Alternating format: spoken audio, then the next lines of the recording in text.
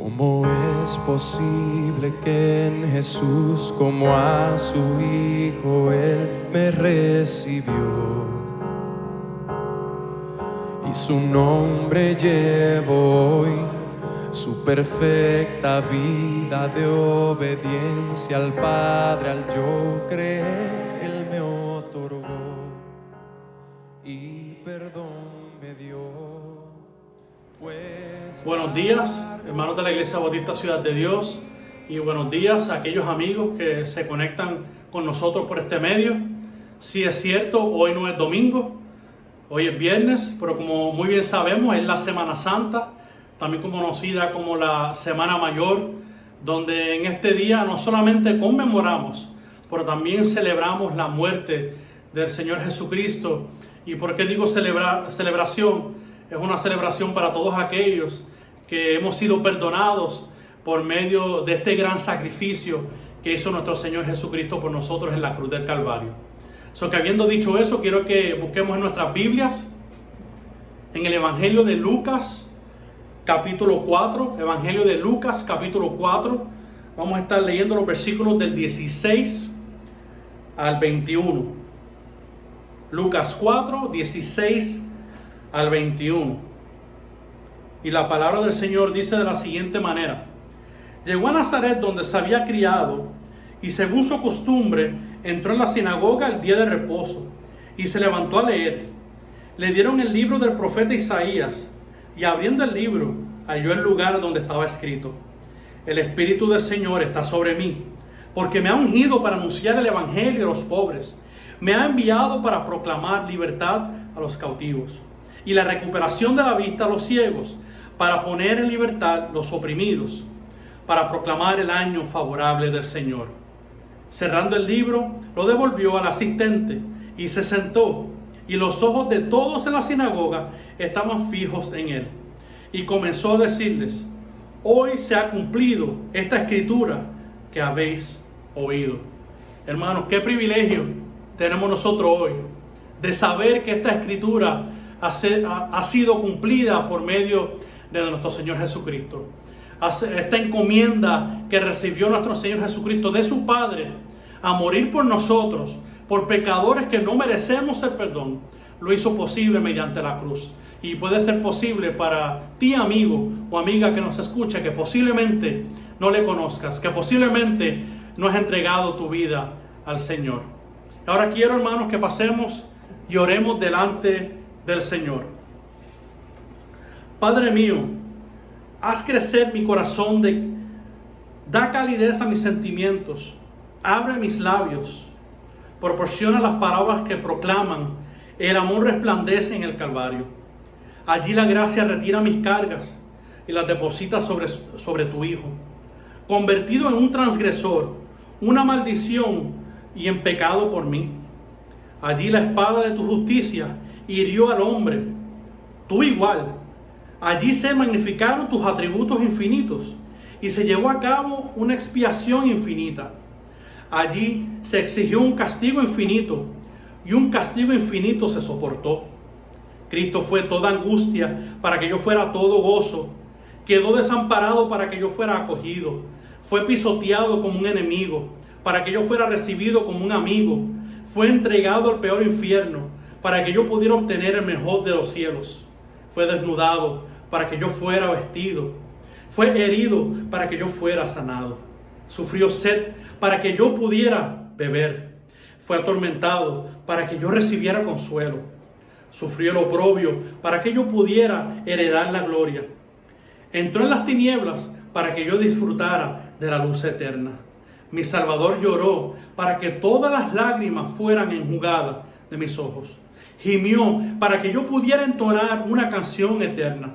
Soportó todo el dolor para que yo tuviera una salud inquebrantable. Llevó una corona de espinas para que yo tuviera una diadema de gloria.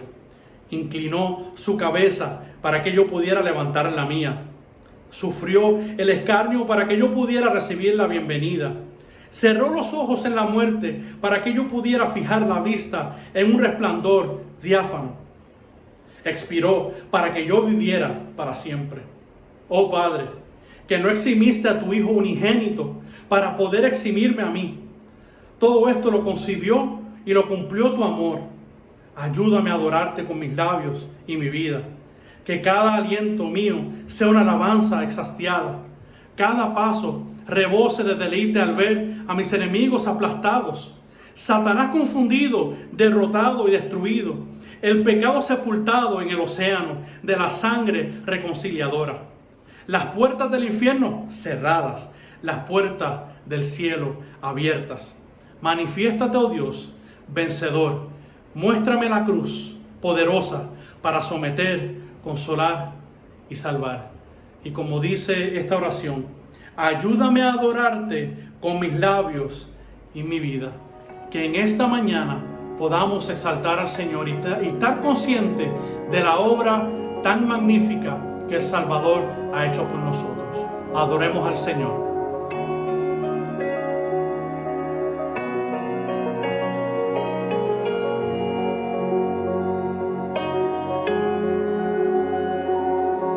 Con tu palabra el mundo afirmaste, Señor.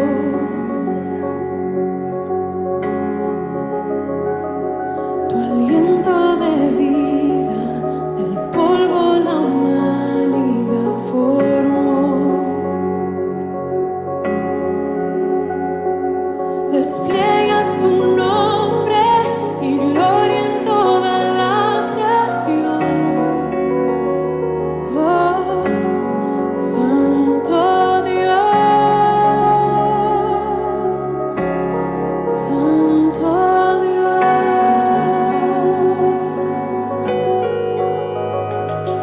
Aun cuando el pecado tu creación corrompió,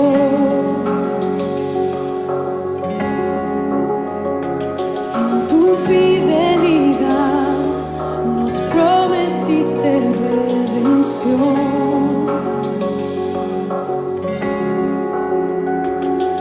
Un plan soberano, tu gracia y justicia mostró. Oh, Santo Dios,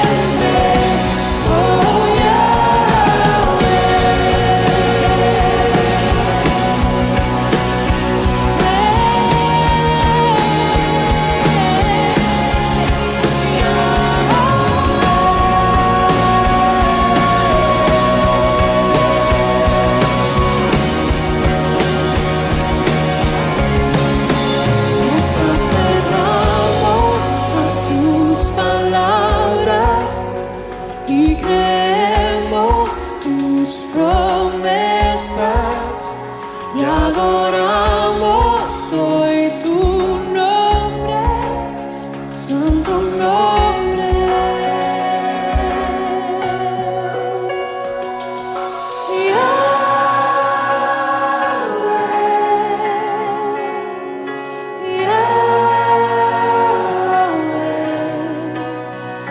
Poderoso, Dios eterno, verdadero, oh, ¿quién es como tú?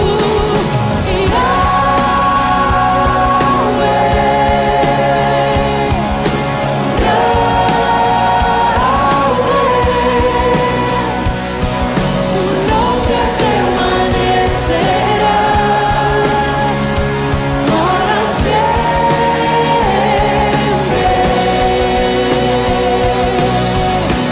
Oh, Yahweh, grande es tu nombre,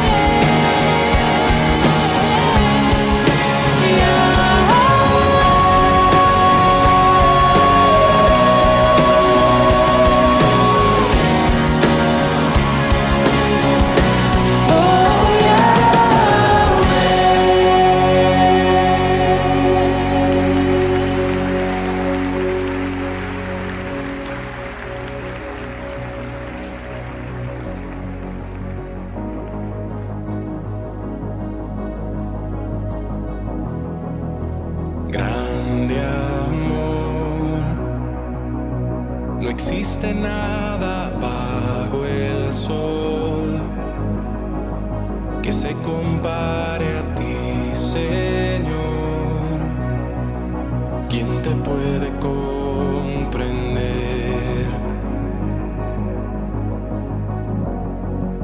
Amor que bajó desde el cielo, mi alma Él vino a salvar.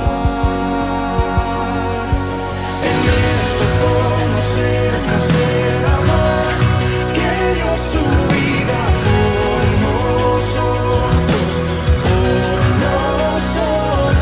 su libre gracia que nos alcanzó. Él dio su vida por nosotros.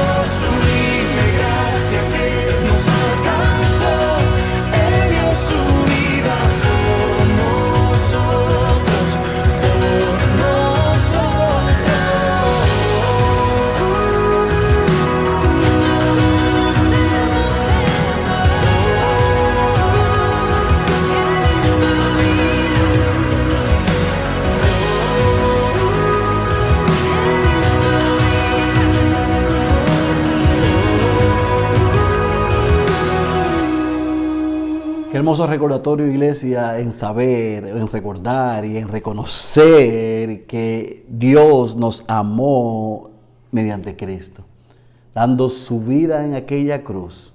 Es la expresión de amor más grande que alguien haya podido hacer por usted y por mí. El apóstol Pablo lo dice en 2 Corintios capítulo 5, versículo 21.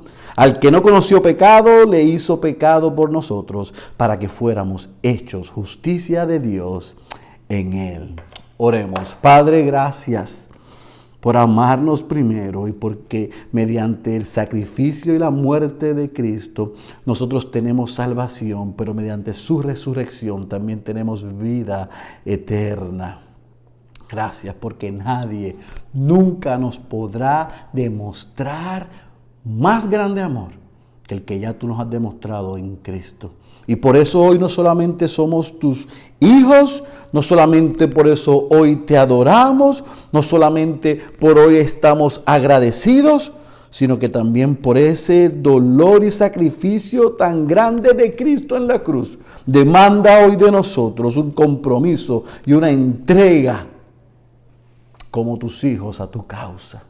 Ayúdanos que mientras vamos al texto en esta mañana, el pastor Marcos pueda desempacar todas esas verdades y podamos alabarte y agradecerte por ese maravilloso y glorioso intercambio donde Cristo fue tratado como un criminal para que los criminales y los condenados fuésemos libres, absueltos y llamados justos.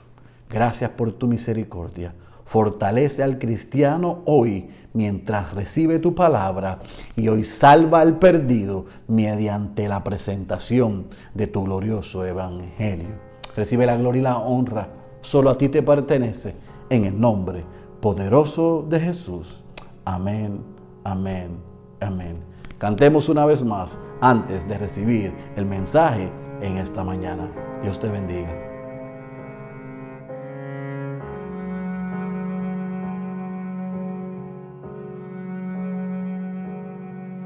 ¿Cómo puede ser que el bueno y justo se hizo hombre y fuera a morir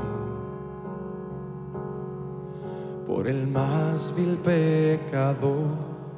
Como siendo yo su enemigo, el sufrimiento en mi lugar tomó en aquella cruz y cargó mi maldad sobre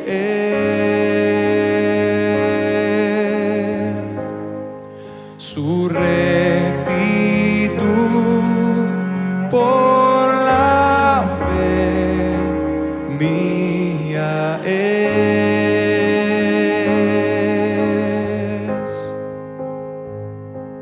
Aleluya, glorioso intercambio, oh cuán gran misterio, que por gracia salvo soy. Aleluya, gloria sea a Cristo por su sacrificio, declarado justo soy en él.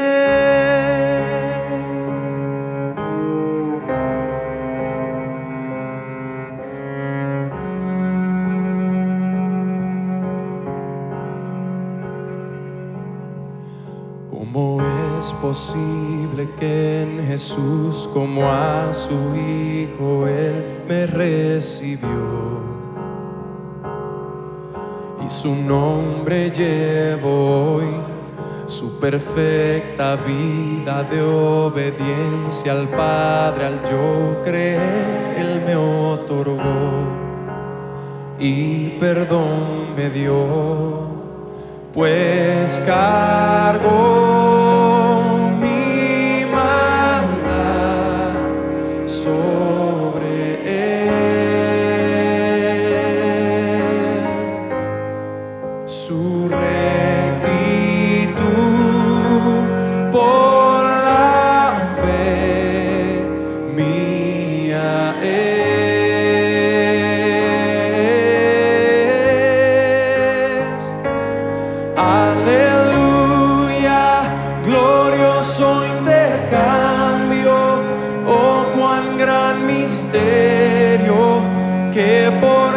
gracia salvo soy.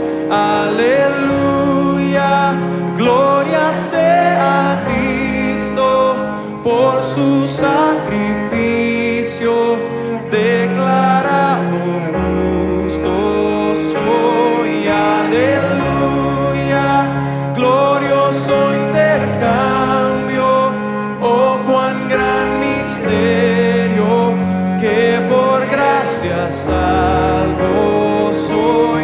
Aleluya, gloria sea a Cristo por su sacrificio, declarado justo soy en él. Oh, oh, declarado justo soy en él.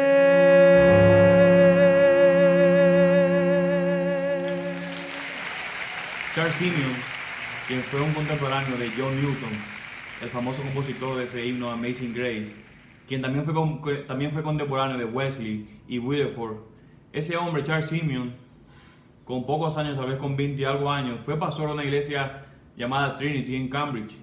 El único problema es que su iglesia no lo quería como pastor. Ese hombre estuvo durante 12 años resistiendo la oposición de toda la congregación, que incluso dice que ponían candados en los bancos para que nadie se sentara en la iglesia, y constantemente le boicoteaban sus servicios. Pero ese hombre resistió durante 12 años con oposición, y su ministerio duró más de 54 años en esa misma iglesia. Y John Piper, en su libro Las raíces de la perseverancia, se pregunta qué era lo que le movía o qué era lo que le motivaba a perseverar en ese ministerio, en esa entrega de amor a sus hermanos, y que al final tuvo un fruto tan hermoso. Y sin duda alguna, cuando Piper estudió la vida de ese hombre, vio dos cosas. En primer lugar, el dolor por el pecado, y en segundo lugar, el gozo por el perdón. Y cómo eso se estaba fundamentado en la visión de la cruz.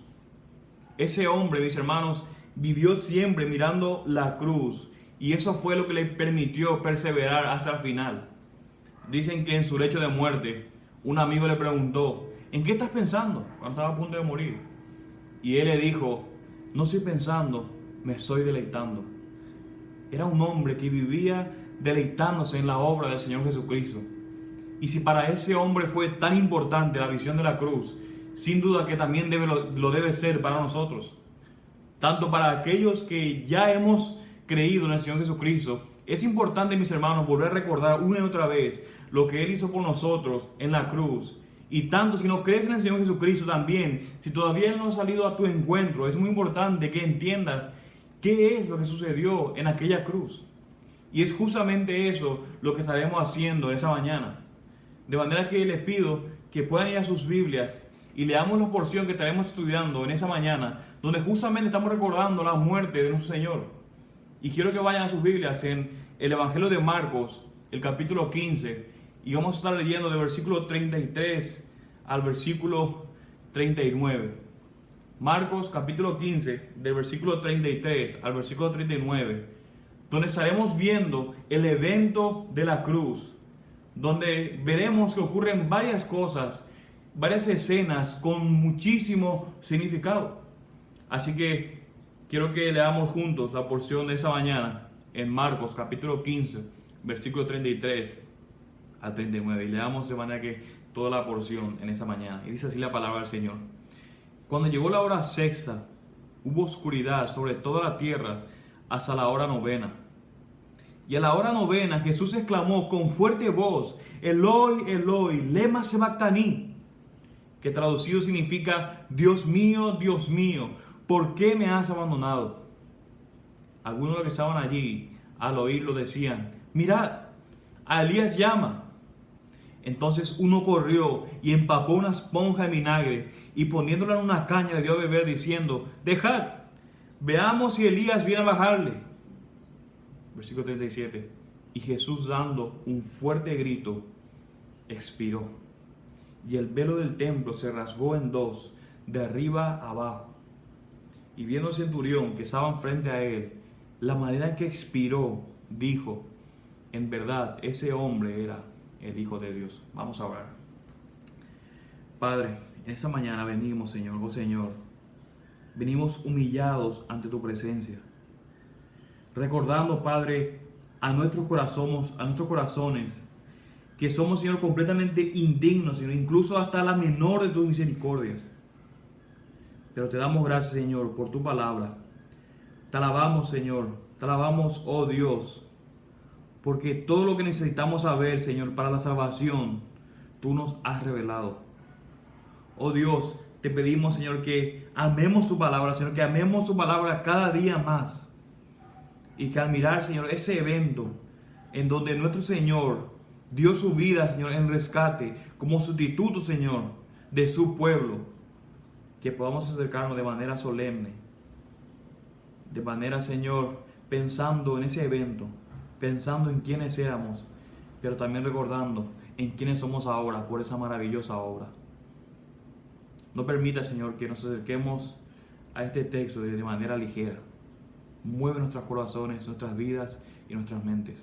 Y te pido, Padre, por medio de tu Espíritu, que tú uses, Señor, la exposición de tu palabra en esa mañana para cambiar corazones. Que podamos, Señor, salir conmovidos por tu palabra y que podamos salir apreciando aún más nuestro Salvador. Y si hay alguien que no te conoce, Señor, usa la exposición de tu palabra en esa mañana y atráelo, Señor, en arrepentimiento y fe. Predica, Espíritu Santo, mejor sermón de lo que yo puedo hacer en los corazones de las personas que me están escuchando. Porque te lo pedimos todo eso para tu gloria y en el nombre de tu Hijo. Amén, amén, amén. Así que antes de que entremos de lleno a nuestro pasaje, en esta mañana veamos brevemente un poco del contexto del pasaje en el que nos encontramos. En estos últimos capítulos del Evangelio de Marcos se está considerando todo lo que sucedió en esas últimas horas del ministerio terrenal del Señor Jesucristo, de su arresto en el huerto de Getsemaní hasta su muerte en la cruz del Calvario. También relatan estos últimos capítulos lo que Jesús tuvo que soportar, que no solamente fue la farsa de un juicio injusto y de crueldad volcada en su contra, no solamente de parte de los líderes religiosos de la época, sino también aún de parte de los soldados romanos. Nos muestra el Evangelio que fue ridiculizado, que nuestro Señor fue azotado, que nuestro Señor fue escupido, coronado de espina, golpeado sin misericordia con una caña en la cabeza y finalmente condenado a morir en una cruz, a pesar de que el procurador que lo juzgó reiteró en más de una ocasión que no había hallado en él ningún delito alguno en Jesús. Las multitudes que se habían burlado de él, que habían clamado a gritos su muerte, que habían dado un sinfín de insultos al Señor Jesucristo, en ese momento en que nos encontramos, ya esa multitud había desaparecido. Tal vez pudieran haber pensado, bueno, ahora no es más que un cuerpo muriendo en una cruz, satisfaciendo tal vez las curiosidades de estas personas. Así que este es el momento en que nos encontramos. Y ahora veremos, después de eso, que ocurren varias cosas, varias escenas, varios eventos, que siendo la primera de las cuales es que hubo una oscuridad a mediodía, que es nuestro primer punto. Noten lo que dice el versículo 33, que cuando llegó la hora sexta, hubo oscuridad sobre toda la tierra hasta la hora novena. Ahora, en los pasajes anteriores que podemos notar que Jesús fue crucificado a la hora tercera, es decir, a las 9 de la mañana por la forma en que los judíos contabilizaban las horas. De manera que fue alrededor de las 12 del mediodía cuando el sol se encontraba en su punto máximo de esplendor, a su punto máximo de elevación, que dice la palabra de Dios que vino esta oscuridad sobre toda la tierra. Y esta era una oscuridad que cubrió toda la tierra, era una oscuridad que ellos no podían explicar. Una oscuridad que muchos han tratado de explicar como tal vez un cometa que había pasado, o muchos dicen un eclipse solar. Pero la realidad es que en la cruz está ocurriendo algo real, que Dios está tratando de transmitir. Esto no es un accidente, mis hermanos, mis amigos.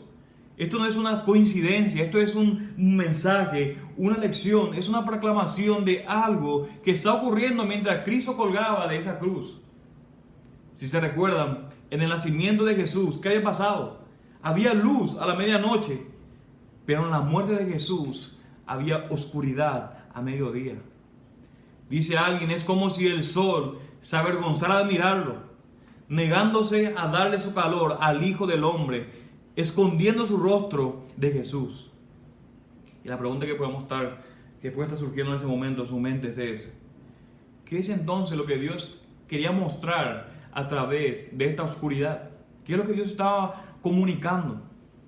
Bueno, en las Escrituras, cuando vemos la oscuridad, muchas veces se asocia la oscuridad con el juicio de Dios contra el pecado. La oscuridad se asocia con el pecado y con la ira de Dios en contra del pecado. Y la conexión más significativa que nosotros encontramos en las Escrituras entre estas tinieblas que arroparon la tierra durante la crucifixión es la que nosotros encontramos en el capítulo 10 del libro de Éxodo, cuando Dios había juzgado a Faraón y a toda la tierra de Egipto en 10 plagas. Y dice Éxodo, el capítulo 10, a partir del versículo 21, que antes de la muerte de los primogénitos, o sea que recuerden que esa muerte de los primogénitos era la 10ª plaga, la muerte de los primogénitos. Pero dice el pasaje que antes de la muerte de los primogénitos, Dios envió una densa oscuridad sobre toda la tierra de Egipto. Y esta oscuridad era una oscuridad que duró 3 días. Y es inmediatamente después de ese tiempo de oscuridad que ¿qué sucedió? Que Dios había estableció la celebración de la fiesta de la Pascua. Ahora van conectando. ¿Cuándo murió Cristo? ¿Cuándo murió Jesús? El día de la Pascua. Así que fue precisamente después de ese tiempo de oscuridad que Dios estableció la fiesta de la Pascua, en la que los judíos debían sacrificar un cordero.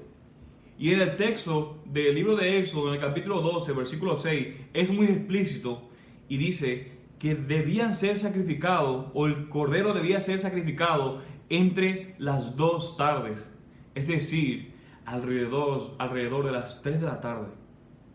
Ese cordero pascual era el sustituto a través del cual era preservada la vida de los primogénitos que habrían de morir esa noche.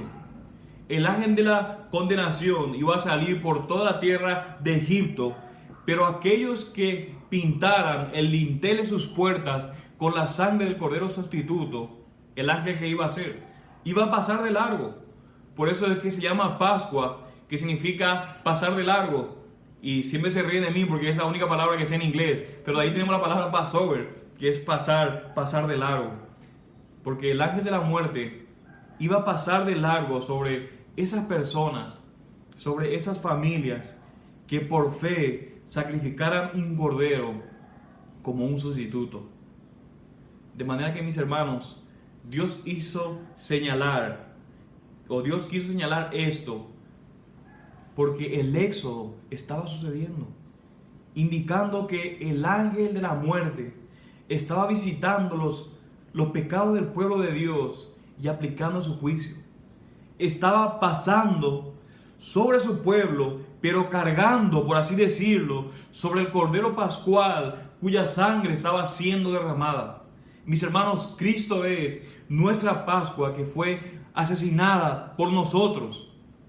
Y Marcos nos dice más adelante que nuestro Señor Jesucristo expiró a la hora 9, es decir, a las 3 de la tarde, la misma hora en que los corderos pascuales, en que el cordero, en que el pueblo estaba sacrificando un montón de corderos para la Pascua, Dios estaba cubriendo la tierra con ese manto de oscuridad, con ese manto de densas tinieblas de oscuridad, para mostrarnos en una forma física lo que estaba sucediendo a nivel espiritual en esa cruz.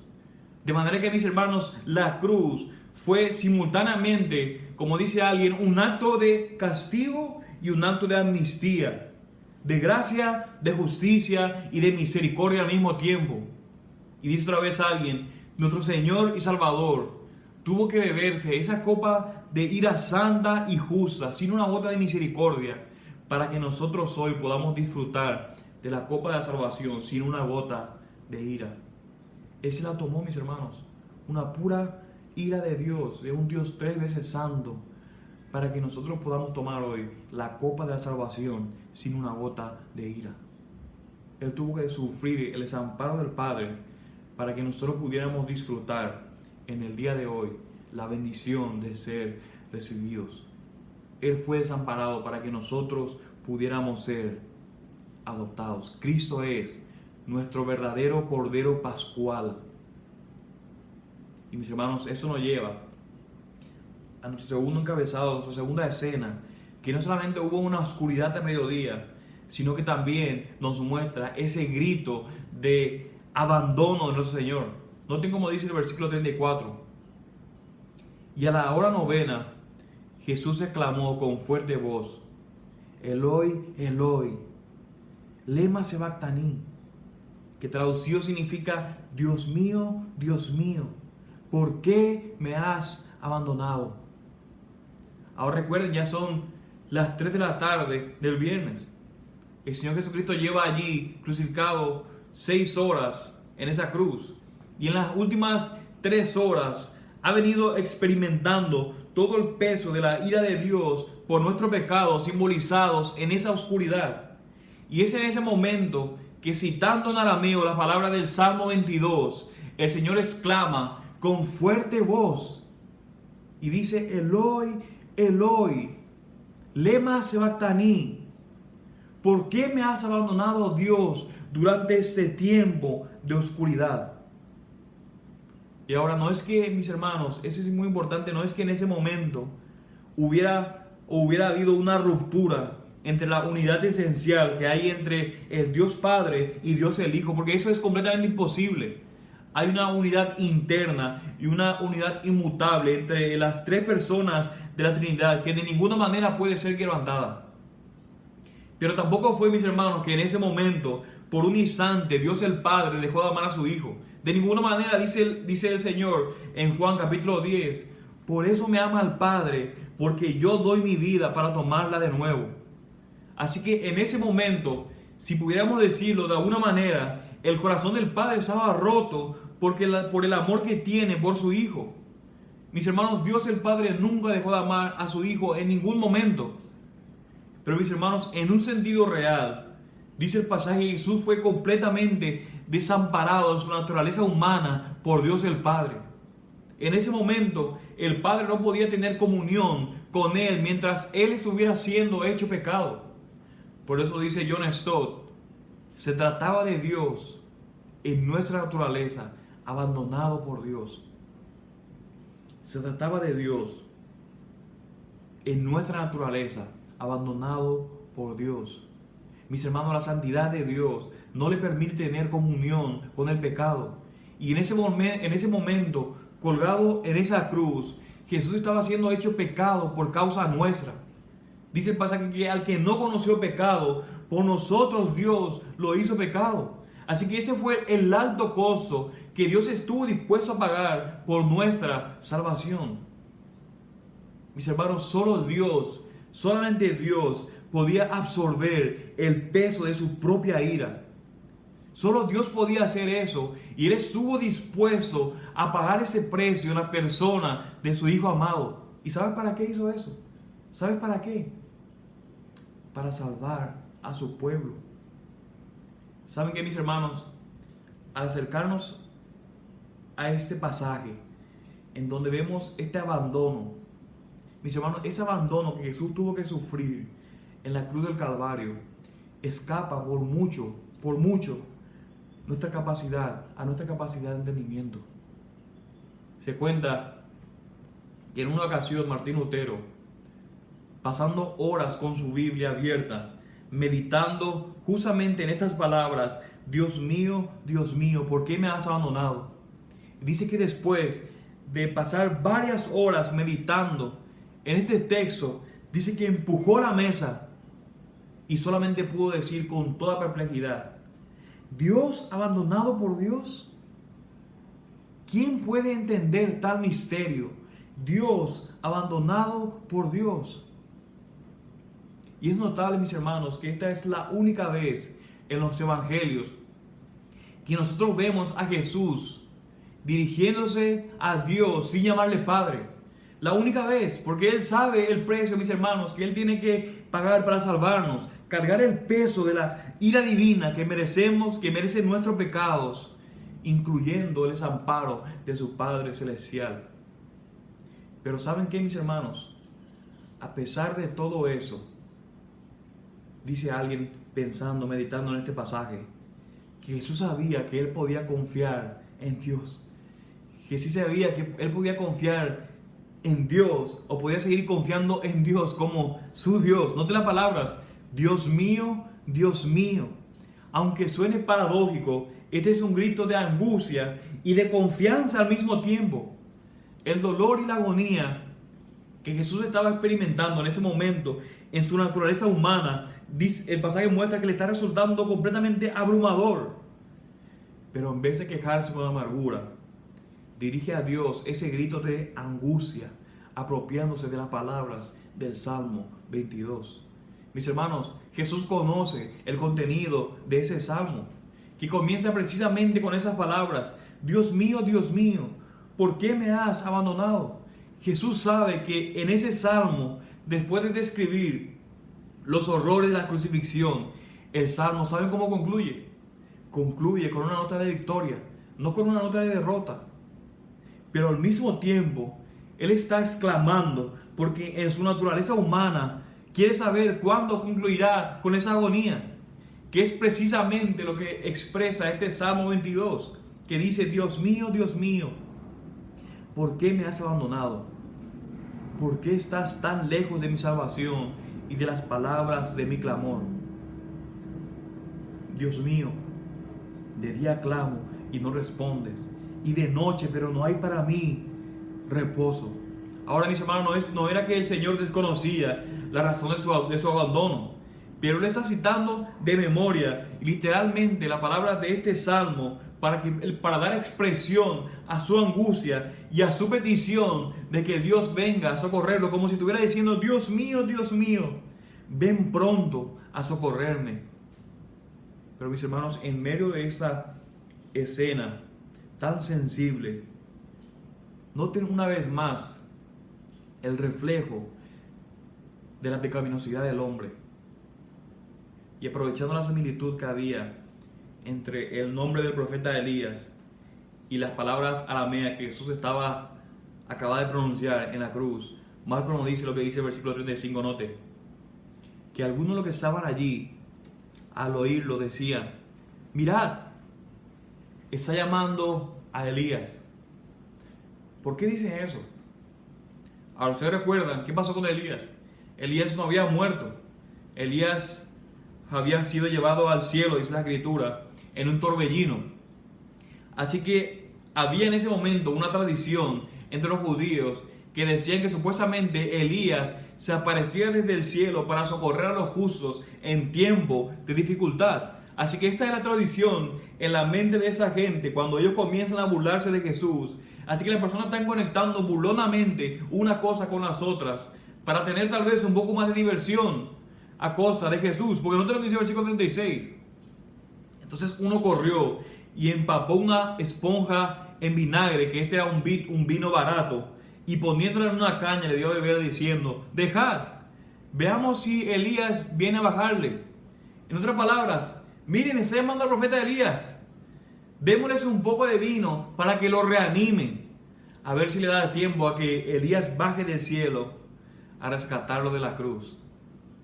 Pero, mis hermanos, como dice alguien, el rescate vino de otro lado, lo que nos lleva a la siguiente escena. Ya vimos el tiempo de oscuridad, vimos ese grito de abandono en la cruz, pero ahora vemos en tercer lugar la muerte voluntaria de Cristo. Ya Jesús había cumplido la obra que el Padre le había encomendado al dar su vida en rescate por muchos, al recibir sobre sí todo el peso de la ira de Dios. Pero noten lo que dice el pasaje, el versículo 37. Y Jesús, dando un fuerte grito, expiró. Ahora, el evangelista Marcos aquí no nos dice qué fue lo que el Señor expresó en ese fuerte grito, pero los otros evangelios nos ayudan para poder completar un poco acerca del cuadro. Dice Juan 19, versículo 30. Entonces Jesús, cuando hubo tomado el vinagre, dijo: consumado es. Ese es el grito. E inclinando la cabeza, entregó el espíritu. Consumado es. Ya todo acabó. La obra de redención ha sido consumada. Y Lucas añade que en ese momento, clamando a gran voz, dijo: Padre, en tus manos encomiendo mi espíritu. Y habiendo dicho esto, expiró, con la conciencia de que la obra de redención había sido terminada. El Señor entregó su espíritu, confiándose entonces ahora al cuidado de su Padre Celestial. Mis hermanos, Cristo no solamente fue a la cruz voluntariamente, sino que también Cristo dio su vida voluntariamente cuando ya todo se había cumplido. Mis hermanos, a Cristo no le quitaron su vida, sino que fue Él quien dio su vida. Juan 10 nos dice: yo soy el buen pastor. ¿Y qué hace el buen pastor? Dice: el buen pastor da su vida por las ovejas. Y dice el versículo 17: por eso me ama el Padre, porque yo doy mi vida para tomarla de nuevo. Nadie me la quita, sino que yo la doy de mi propia voluntad. Yo tengo autoridad para darla y tengo autoridad para tomarla de nuevo. Ese mandamiento yo recibí de mi Padre. Mis hermanos, Cristo entregó su espíritu. Y es por eso que el pasaje insiste 2 veces en el hecho de que Jesús, en el momento que estaba allí, exclamó a gran voz, con fuerte voz. La pregunta es: ¿por qué es importante ese dato? ¿Por qué es importante el dato de que Jesús expiró con fuerte voz? Mis hermanos, que si había algo que toda la gente de ese tiempo sabía, era que un crucificado apenas podía respirar, apenas podía susurrar debido a la dificultad respiratoria que viene asociada con esa muerte por crucifixión. Pero Jesús, mis hermanos, clamó con una voz potente, con fuerte voz, para que todos pudieran ver que al momento de expirar, al momento de entregar su vida, que todavía tenía suficiente fuerza como para seguir viviendo varias horas más. Mis hermanos, dice Jesús, nadie me quita la vida, nadie me quita mi vida. Yo tengo autoridad para darla y yo tengo autoridad para volverla a tomar. Mis hermanos, Cristo entregó su vida voluntariamente en la cruz del Calvario como nuestro sustituto. Y de ese modo abrió para nosotros ahora una vía de acceso a la presencia misma de Dios. Y eso nos lleva a nuestro siguiente punto: el velo rasgado de arriba hacia abajo. Nosotros tenemos el versículo 38. Y el velo del templo se rasgó en 2, de arriba a abajo. Ahora, ¿de qué velo está hablando? Como muchos saben, en el templo de Jerusalén había un velo. Este era un velo muy grueso que dividía el lugar santo del lugar santísimo. Este lugar santísimo era el lugar donde Dios manifestaba su presencia especial en el templo de Jerusalén. En ese lugar estaba el arca del pacto, estaba en ese lugar el propiciatorio, donde en el día de la expiación el sumo sacerdote entraba y rociaba el propiciatorio con la sangre del cordero sacrificado. Y solamente una vez al año podía entrar el sumo sacerdote al lugar santísimo en el día de la expiación. Así que, mis hermanos, ese velo simbolizaba la separación que existía entre Dios y nosotros por causa de nuestros pecados. Así que, mis hermanos, nosotros no podíamos entrar en la presencia de Dios a menos que su justicia fuera completamente satisfecha. Porque, mis hermanos, Dios es un Dios completamente santo. Él es un Dios perfectamente justo. Pero gloria al Señor, que en el preciso momento en que Jesús estaba exhalando su último suspiro, en el que Jesús estaba entregando su vida, esa gruesa cortina se partió en 2, de arriba a abajo, para mostrar, mis hermanos, que había sido abierta una puerta de acceso, una vía de acceso a la presencia misma de Dios. Ya no más a través de los sacrificios del templo, sino a través del sacrificio de nuestro Cordero Pascual, el Señor Jesucristo. Mis hermanos, la muerte de Cristo dejó al templo completamente inoperante al templo. Así que no espere un nuevo templo, como dicen por ahí algunos, porque Cristo con su muerte dejó completamente inoperante a este templo. Con un solo sacrificio, el Cordero de Dios hizo cesar de una vez por todas no solamente el templo, sino todo sistema sacrificial y sacerdotal del antiguo pacto. Mientras los sacerdotes en el templo, en ese mismo momento, estaban sacrificando miles de corderos para la celebración de la Pascua, precisamente a las 3 de la tarde, el Cordero Pascual estaba muriendo en la cruz, abriendo de par en par una avenida de salvación, una avenida de reconciliación por medio de su sangre. Y ahora, Marcos no solamente se limita a darnos un recuento de lo sucedido, sino que al mismo tiempo nos muestra en la misma historia cómo debemos responder a ese mismo hecho. Y eso nos lleva a nuestra última escena, donde veremos un poco acerca de la confesión de este centurión. Noten en el versículo 39. Viendo el centurión que estaba frente a él, la manera en que expiró, dijo: en verdad ese hombre era hijo de Dios. Y Mateo añade, que ese hombre también estaba impresionado por los eventos sobrenaturales que habían rodeado la muerte de Jesús. Porque en ese momento no solamente habían esas tinieblas que cubrieron la tierra por 3 horas, sino que también señala que la tierra tembló, dice que las rocas se partieron, y hasta algunos justos que habían muerto resucitaron en el momento en que Jesús expiró. Pero Marcos se enfoca justamente en el impacto que produjo en el corazón de ese hombre. Este hombre era un romano, era un soldado, un no judío, era un gentil. Y el hecho de haber sido testigo presencial de la manera como Jesús expiró, piensen en esto, mis hermanos, este hombre tuvo que haber sido testigo tal vez de miles de crucifixiones, miles de muertes. Sin embargo, él sabía que nadie había muerto de la manera como Jesús había muerto.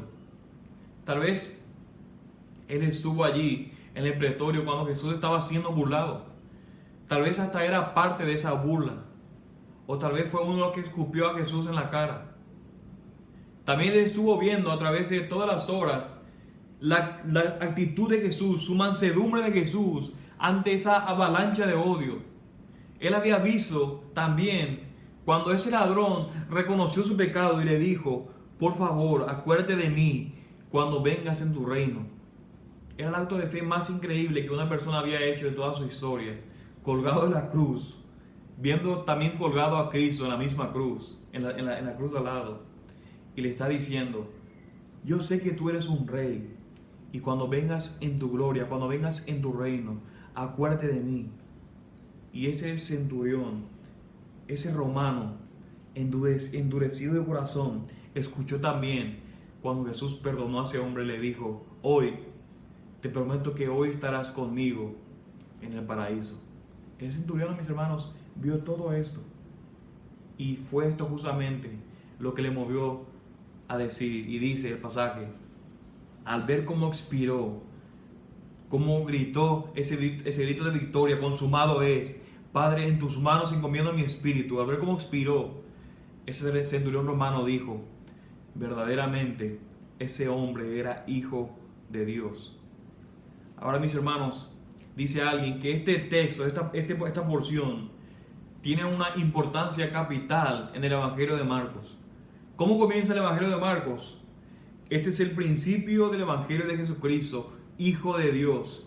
Y una y otra vez nosotros vemos a través de todo el Evangelio de Marcos cómo los demonios reconocían que Jesús era el Hijo de Dios, cómo el Padre reconocía que Jesús era el Hijo de Dios. Nosotros también vemos cómo Jesús se identifica a sí mismo como el Hijo de Dios. Pero hasta ese momento en que nos encontramos en el capítulo 15 de Marcos, no había habido ningún hombre que había llamado a Jesús en el Evangelio de Marcos Hijo de Dios.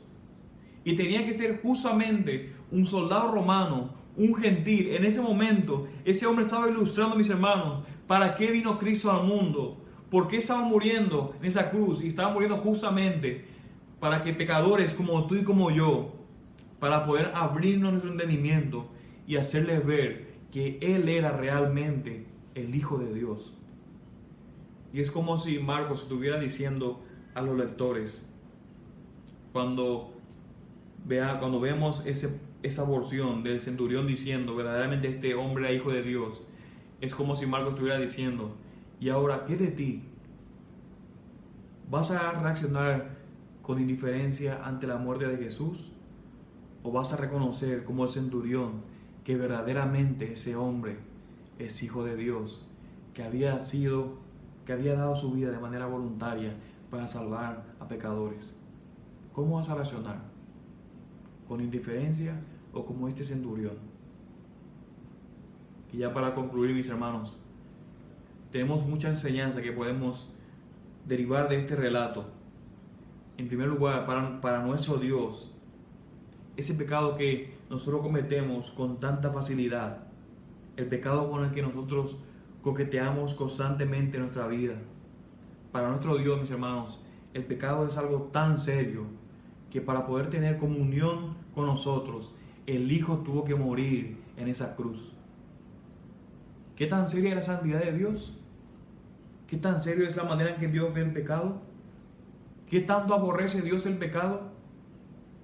Mi hermano, mira a Cristo sufriendo la agonía, recibiendo la ira de Dios por todo nuestro pecado, por los pecados de su pueblo. Pero este relato también nos enseña en una forma muy impactante, mis hermanos, que no puede haber ninguna salvación fuera de Jesús. No puede haber salvación fuera de Jesús. Solo Dios podía absorber todo el peso de su propia ira. Y solo Dios, dice alguien, puede o podía salvarnos de Dios. Por eso, mis hermanos, Dios se hizo hombre para poder recibir en su naturaleza humana todo el peso de la ira que tus pecados y los míos merecían. Y mi amigo, en esa mañana que estás escuchando, las Escrituras nos enseñan que aquellos que no confían en Cristo como nuestro sustituto por nuestros pecados, experimentarán el terrible terror de la separación eterna de Dios. No será el abandono de tus amigos o el abandono de tus familiares lo que te causará angustia, sino el abandono de Dios por toda la eternidad. Mi amigo y mi hermano, el abandono de Dios es lo que tú y yo merecemos. Pero es por eso que nuestro Señor Jesús se hizo maldición de Dios por nosotros. Su dolor y su sufrimiento nos abrió la puerta para que nosotros podamos ahora experimentar la comunión con Dios por toda la eternidad. Y amigo, esa es la luz de lo que hemos visto hoy, que nosotros podemos entender por qué Jesús decía: yo soy el camino, yo soy la verdad, yo soy la vida, nadie viene al Padre sino por mí. Él es la única vía de acceso al Padre. No es la religión, no es tu decencia, no son tus buenas obras, es Jesús la única vía de acceso. Así que mi hermano, mi amigo, ven a Cristo y ven ahora. Y que nunca olvidemos que el Hijo de Dios se convirtió en pecado para que los pecadores pudiéramos convertirnos en hijos de Dios.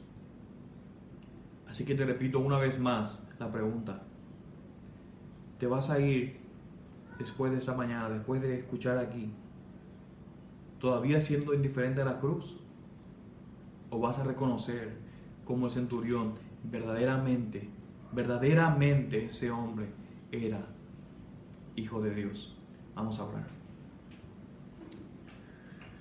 Padre Santo, te alabamos, Dios, por tu palabra, porque como oramos hace unos momentos, nosotros, Señor, no somos dignos ni de la más mínima, ni de la más pequeña muestra de tu misericordia en nuestra vida. Lo que no merecemos es tu abandono completo por toda la eternidad, por nuestro pecado. Pero a ti te plació, Dios, mandar a tu Hijo para que viva esa vida de completa obediencia a ti, la vida que ninguno de nosotros pudiéramos vivir, y morir la cruz que todos nosotros nos merecíamos por nuestro pecado. Te pido, oh Dios, que nos ayudes a entender y que podamos vivir constantemente, Señor, recordando el precio de nuestro pecado, pero también recordando el gozo de ser perdonado, así como ese hombre que vimos al comienzo. Que podamos vivir deleitándonos constantemente en la cruz. El símbolo de cristianismo no es un pescadito ni un martillo de un carpintero, es la cruz, que nos recuerda lo que nuestro pecado, el peso de nuestro pecado, tuvo que llevarte a ti, Señor Jesús, a morir en esa cruz. Que cada día podamos tener presente esto, Señor, de quiénes éramos, pero también recordar de quiénes somos por tu obra. Señor, si hay alguien que está escuchando que no te conoce y que no ha venido todavía, corriendo a ti, Señor, corriendo a ti, te pido, Señor, que tú puedas abrirle su entendimiento y él pueda ver, Señor, tu gloria, tu maravilloso esplendor en el Señor Jesucristo. Que el Señor Jesucristo sea, oh Dios, nuestro mayor tesoro, nuestro mayor deleite. Te pido, Señor, que tu palabra haya calado, Señor, en los corazones de todos nosotros. En el nombre de Jesús oramos. Amén, amén, amén. Dios le bendiga. Amén, Pastor Marcos, gracias por bendecirnos con ese poderoso mensaje de parte del Señor. Y qué necesidad tenemos nosotros los creyentes de ser recordados constantemente del Evangelio y de este gran día cuando el Señor Jesucristo murió por todos nosotros. Estamos viviendo en una época muy extraña, ¿no? Donde hay terremotos, hay huracanes, hay pandemias y podemos fácilmente dejarnos llevar por la corriente de este mundo y ser oprimidos por las cosas que están ocurriendo. Pero nosotros tenemos que entender que nada se compara con este gran evento de la muerte de nuestro Señor Jesucristo, porque fue un evento que marcó la historia, marcó el rompimiento del velo del Antiguo Testamento. Ahora podemos acercarnos al Padre y fue un momento donde ahora, por medio del Espíritu Santo, Él estaría haciendo que los ojos de los ciegos puedan ver, para que reconozcan que, como así el centurión reconoció que verdaderamente Él era el Hijo de Dios y es el Hijo de Dios. Y si usted quiere escuchar la otra parte de esta historia, le invito a que nos acompañe también el domingo, donde veremos la otra parte de la historia, que es la resurrección de nuestro Señor Jesucristo. No solamente se quedó en su muerte, pero también Él resucitó el tercer día y ascendió al Padre y está allí hoy intercediendo por todos nosotros, por aquellos que hemos puesto nuestra fe en su obra perfecta. Que gracias por habernos acompañado en esta mañana. Esperamos que de alguna manera u otra usted haya sido edificado. Ore conmigo. Padre, yo te doy gracias porque tu palabra es fiel, tu palabra es bendita, Señor, y así como de vez en cuando somos conmovidos, Señor, por las cosas que pasan en este mundo, que nosotros reconozcamos, Señor, que no está nada fuera de tu control absoluto y que hubo un evento que fue mayor aún que cualquier cosa que pueda ocurrirnos hoy en día. Señor, un evento que se ve en antes y después de Cristo. Gracias, Señor, por cambiar la historia, porque ningún evento como terremotos, como huracanes, como tornados, como fuegos forestales, como volcanes, nada de eso puede cambiar la historia como lo hizo tu Hijo amado, quien tú enviaste a morir en una cruz por nosotros. Gracias por tan enorme privilegio. Te pido que tú abras en esta hora los ojos de los ciegos, aquellos que puedan estar conectados con nosotros y que no te conozcan. Señor, abre sus ojos, que reconozcan la gravedad de su pecado, pero que puedan reconocer que tienen a un Salvador mayor, que los puede perdonar y darle la vida eterna. Gracias por este privilegio. En el nombre de Jesús oramos. Amén. Por su